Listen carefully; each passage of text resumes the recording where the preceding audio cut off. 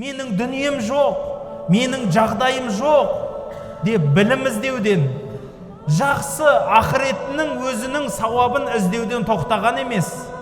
Қазіргі адамдарға намаз оқы десе, бала шағамды кім бағады дейді. Ақыретіңіз ше?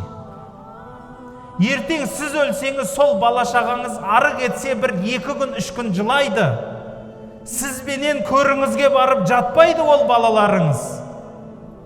Тіршілігін қылады, кетіп қалады сол күйі. Сіз көрде жалғыз өзіңіз жатасыз. Құран-ы Кәримде айтады. Сол бір күні балалары әкесінен қашады, інілері ағасынан қашады деп айтады. Сол перзентім деп ыстық суыққа батып өскен балаңыз қиямет күні сізден теріс қарап тұрады.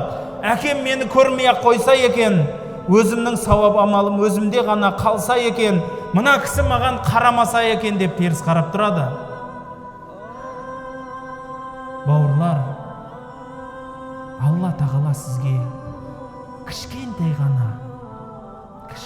ғана, тамшыдай ғана өмір берді. Үлкен телегей теңіздегі бір тамшы қанша болады деп ойлайсыз?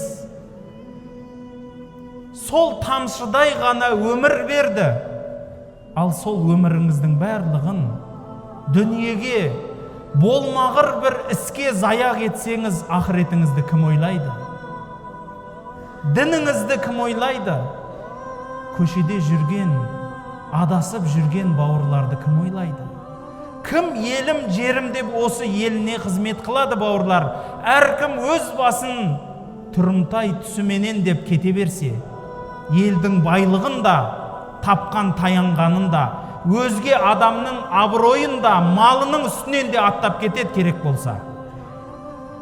Тіпті керек болса, осыларды істеп атқан кейден намазхан адамдар болады. Намаз оқиды, бірақ екінші адамның абыройын төгеді.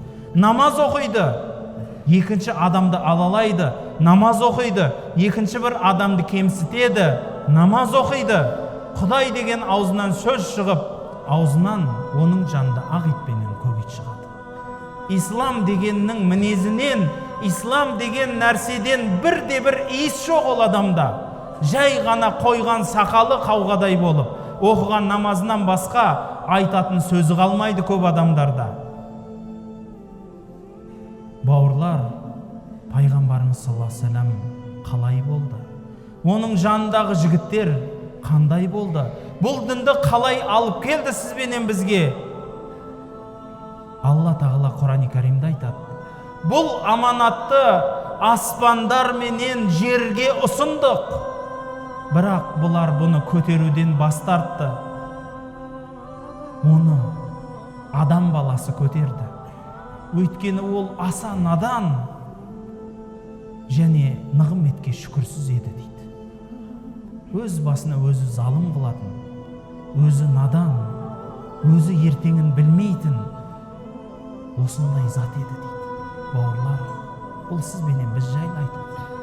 Мойнымызға Алланың аманатын арқаладық. Алла тағаланың сөздерін алып келді Алланың пайғамбары. Бірақ сол пайғамбардың сөзіне құлақ асатын жан қалмай бара жатыр.